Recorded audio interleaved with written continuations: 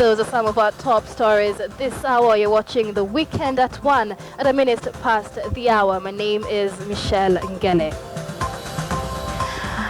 A showdown continues between the Jubilee government and the opposition court over the murder of controversial businessman Jacob Juma. A day after Juma's burial at his Bungoma home, a host of Jubilee leaders led by chairman of the Parliamentary Committee on Administration and National Security, Asman Kamama, hit back at court leaders for linking Deputy President William Ruto to the murder. The leaders want anyone with information linking the DP to the murder to report to the authorities. Murimi Mwangi now reports. Could be smart, Malain, and they picked other leaders. That will not add up. You must produce real and not even circumstantial evidence. Deputy President aliua, Deputy President alifanya hivi. Sisi tunasema mimi nilikuwa komiti ya kuchunguza nani aliua huko. Tukaenda mpaka UK. Kule Uingereza. Mbele walikuwa wanasema ni moi.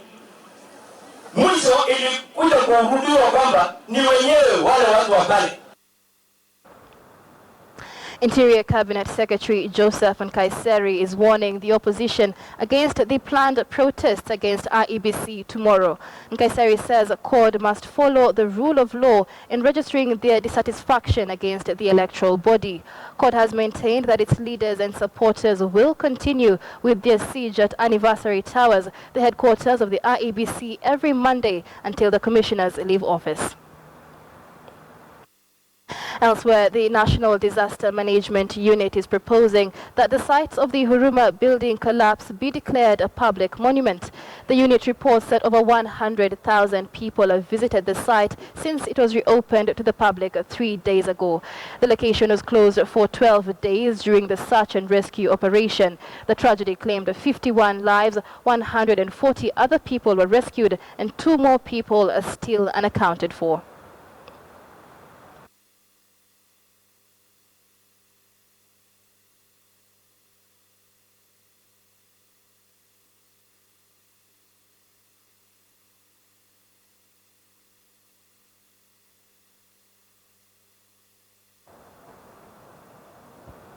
The elephants and rhinos roaming Kenya's low plains and central highlands benefit from some of the strongest wildlife protections and strictest poaching laws on the continent.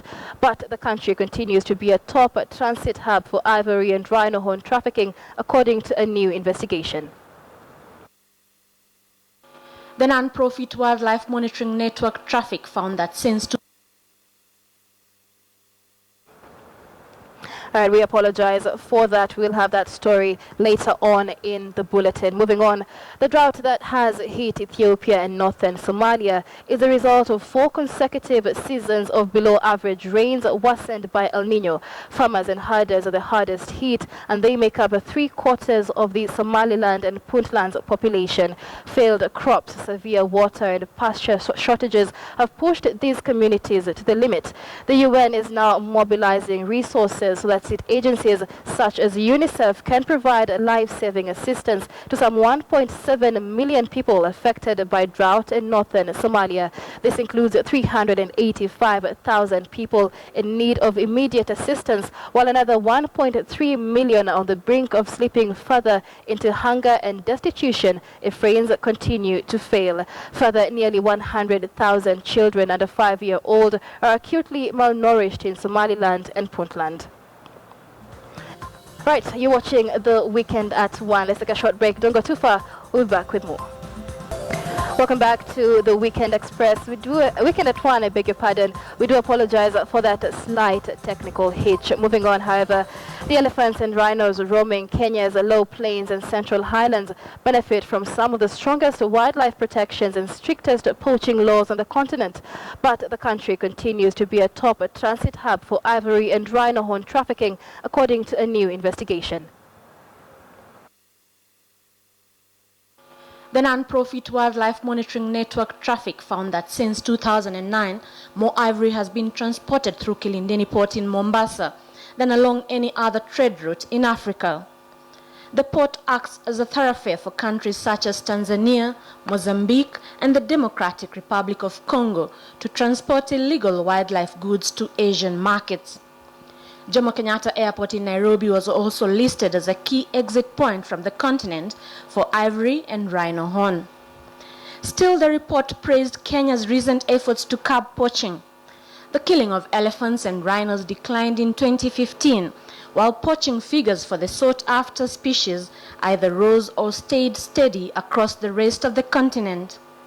The report also said that after years of recovery, Kenya's elephant population is undergoing a marginal decline, with around 32,500 animals left in the wild, still well below the estimated population of 167,000 in 1973.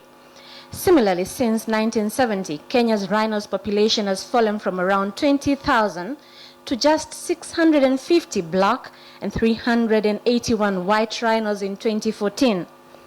Kenya's 2013 Wildlife Conservation and Management Act puts the punishment for killing an endangered or threatened species at a minimum of $200,000 and/or life imprisonment.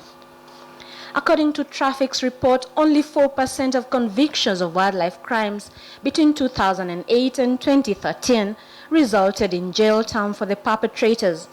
But in recent cases, convictions have ended in fines of more than $200,000 or significant jail time.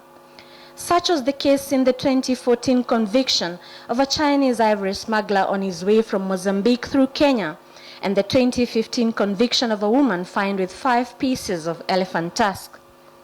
And in May of this year, 2 Kenyans were convicted after being found in possession of 3 elephants.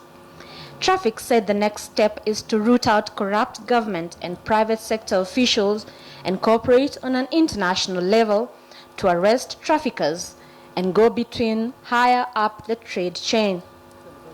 In a bid to limit elephant ivory that corrupt insiders could smuggle, Kenya set fire to the country's entire stockpile of rhino, horn, and elephant tusks on April 30th, eliminating more than 100 tons that might have ended up on the black market.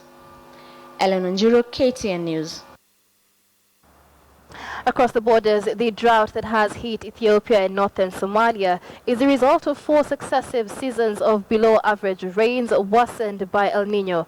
Farmers and herders are hardest hit as they make up 3/4 of the Somaliland and the Puntland's population. Failed crops, severe water and pasture shortages have pushed these communities to the limit.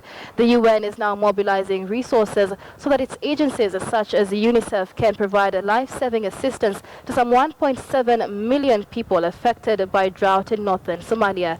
This includes 385,000 people in need of immediate assistance, while another 1.3 million are on the brink of slipping further into hunger and destitution if rains continue to fail. Further, nearly 100,000 children under 5 years old are acutely malnourished in Somaliland and Puntland.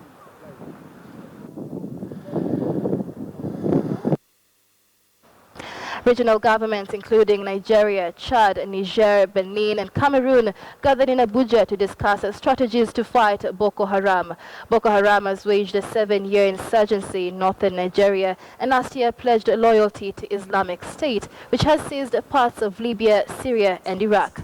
The security summit hosted by Nigeria was also attended by French President Francois Hollande, U.S. Deputy Secretary of State Anthony Blinken and British Foreign Secretary Philip Hammond. The United Kingdom pledged to give Nigeria £40 million to fight Boko Haram. Friends of Africa. That's all we had prepared for you all the weekend at 1. Many thanks for watching. My name is Michelle Ngele. Do have a good afternoon.